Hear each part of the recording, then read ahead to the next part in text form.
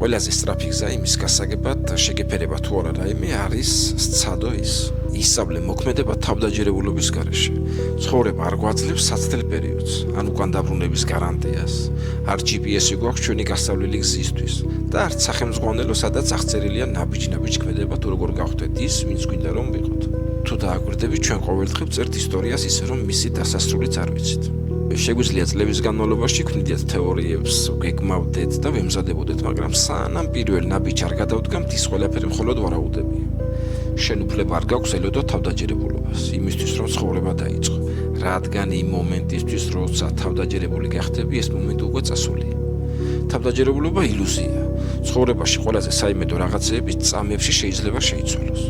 იმ მოქმედეთ თავდაჯერებულობის გარეშე. ის მხოლოდ პროცესში მოდის. მოეშვი ყველაფრის ცოდნის აუცილებლობას. გადადგი პირველი ნაბიჯი.